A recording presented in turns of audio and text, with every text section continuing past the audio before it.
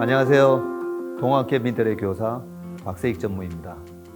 최근에 촬영했던 경제 유튜브에서 이런 댓글을 봤는데요. 박세익 전무는 향후 1년 주식시장을 훤히 내다보면서 얘기하는 것 같다. 이런 댓글이 있었습니다. 일반 투자자뿐만 아니라 전문 투자자들도 주식 투자에 있어서 많은 실패를 하는 이유가 주식의 내재 가치를 분석하는 것도 어렵지만 이 내재 가치에 곱해지는 멀티플이 경제 상황이라든지 시장의 유동성이라든지 금리 상황에 따라서 수시로 변하기 때문에 그래서 주식 투자가 어려워지는 거거든요. 만약 이 멀티플이 일정하다면 주식 투자가 너무 쉬워집니다. 우리가 삼성전자를 한번 생각해 보자고요. 삼성전자가 이익이 40조 정도가 난다고 했을 때 삼성전자에 적합한 멀티플이 PER이 15배라면 그러면 삼성전자는 40조 곱하기 15배 해서 600조. 그러면 600조 밑으로 내려가면 주식을 사고 600조 위로 가면 주식을 팔면 되겠죠. 그런데 이 멀티플이 10배가 됐다가 20배도 됐다가 그렇게 변하기 때문에 기업의 가치 분석에만 집중을 하는 가치 투자자들이 주식 투자에서 굉장히 어려움을 겪게 되는 것입니다. 그래서 우리는 반드시 내재 가치에 곱해지는 이 멀티플이 어떻게 변하는지를 우리가 반드시 알아야 됩니다. 저는 주식 투자는 오디션과 비슷하다라고 생각하는데요. 내가 좋아하는 가수가 우승을 하는 것이 아니라 심사위원과 대중이 좋아하는 가수가 우승을 하게 됩니다.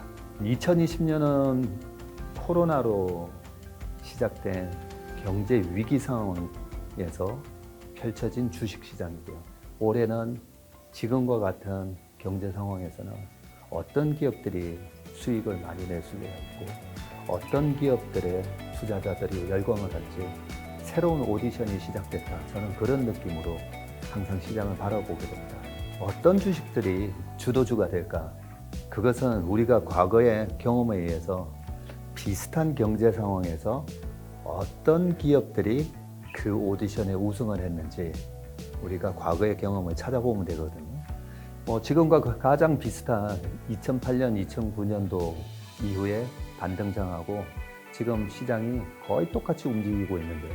2008년 금융위기 이후에 2009년 시장을 주도했던 성장주는 바로 애플과 아마존 같은 패러다임을 바꾸는 그런 기업들이 시장을 주도했다면 작년 경제 위기 속에 고성장이 나왔던 테슬라 같은 전기차가 시장을 견인을 했었고요. 카카오, 네이버, 미국에서는 마이크로소프트, 아마존과 같은 그런 플랫폼 기업들이 또 이번 시장을 주도하는 모습이 마치 금융위기 이후에 성장주가 시장을 주도했던 거랑 똑같은 모습을 보이고 있습니다. 2008년에서 2009년, 10년까지 페드는 QE1, QE2라는 엄청난 유동성 공급 정책을 펴니다. 상품 가격이 급등을 하게 됩니다. 2009년, 10년, 11년도에도 유가를 비롯해서 구리, 금 같은 상품 가격이 급등을 하면서 당시 차화정 장세가 펼쳐졌었는데 이번 2020년 하반기부터 2021년 상반기까지 포스코를 비롯해서 대한유와 금호수교, 롯데케미칼 같은 경기 민감주들이 시장을 또 주도했던 것도 2010년 모습하고 굉장히 흡사를 하고요. 2011년도에는 전차 부대라는 테마가 형성이 됐었는데 그게 바로 삼성전자의 핸드폰에 의한 주가 상승이 있었고요. 그리고 자동차, 당시에 북미 시장 점유율을 4%에서 9%까지 끌어올렸던 현대차와 같은 경기 소비재가 마지막 불꽃을 태우게 됩니다. 그런 모습이 최근 경기 소비재 쪽으로 화장품을 비롯해서 최근에 시장을 주도했던 그런 자동차라든지 여러 가지 경기 소비재가 지금 올라오고 있는데 그런 모습들이 굉장히 비슷한 흐름을 보이고 있다고 볼 수 있습니다. 이 강의에서는 어려운 주식시장을 정확하게 분석하는 방법, 그리고 앞으로 주식시장이 어떻게 흘러갈지 시장을 예측하는 방법, 그리고 각 시장을 주도할 그 우승자가 어떤 종목이 될지 남들보다 먼저 발굴하는 방법, 그리고 이 주도주를 내 계좌에, 내 포트폴리오에 편입함으로써 항상 시장을 이기는 투자를 하는 방법에 대해서 이 강의에서 알려드리겠습니다.